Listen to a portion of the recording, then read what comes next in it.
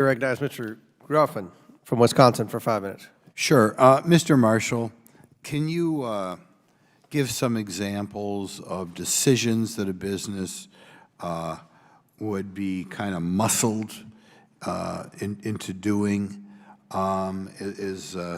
because of strong ESG sort of policies being implemented by, say, major pension funds? Let me just speak to specific examples in Alabama that we have concerns about. The agriculture industry is obviously very important to us.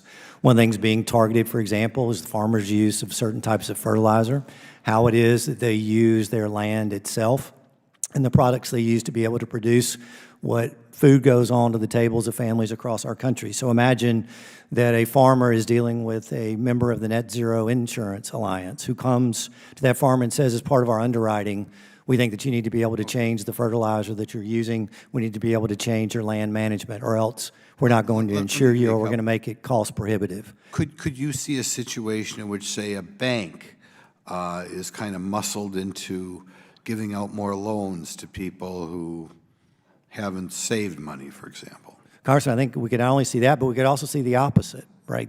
We know that the Net Zero Banking Alliance group boycotts certain industries as well as limits funding of certain projects, so that not only could we see a bank coerced to lend in ways they wouldn't previously, but also see the exact opposite, and that is to keep capital from other industries that are suddenly disfavored. Okay.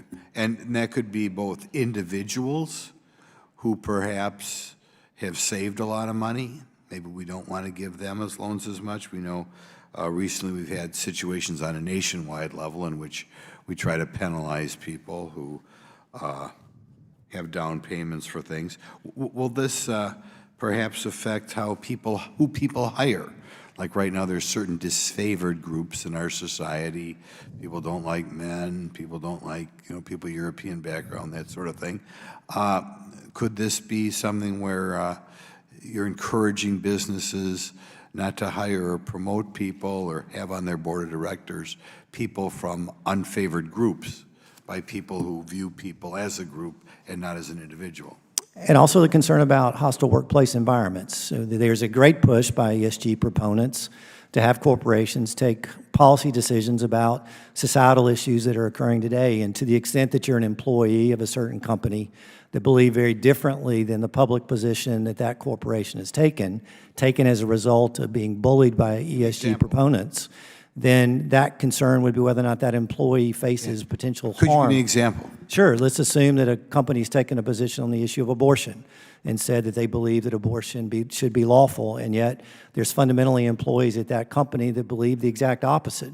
Number one, they're going to be stigmatized if in fact they express their particular views, but also the concern is whether or not they're going to be denied opportunities for employment and advancement.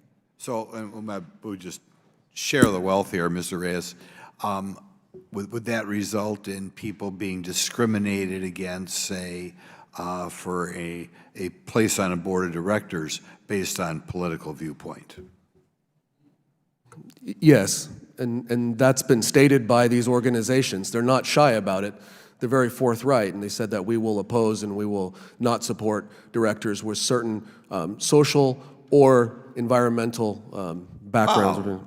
What type of potential directors would be hated by this group? Again, any number of them who don't support, for example, on the social side, racial discrimination audits. And I'll give you an example. There was a traveler's insurance case where a group of activist shareholders, I think it was Trillium Group, forced a shareholder vote on an audit that they demanded, which was a racial profiling audit that would require Travelers Insurance Company to potentially violate state laws in numerous states if the resolution passed. So these are the type of people who judge people by where their great-great-grandparents came from, and they... Yes, the irony of that is that what they were supporting actually violated anti-discrimination laws. So, wow.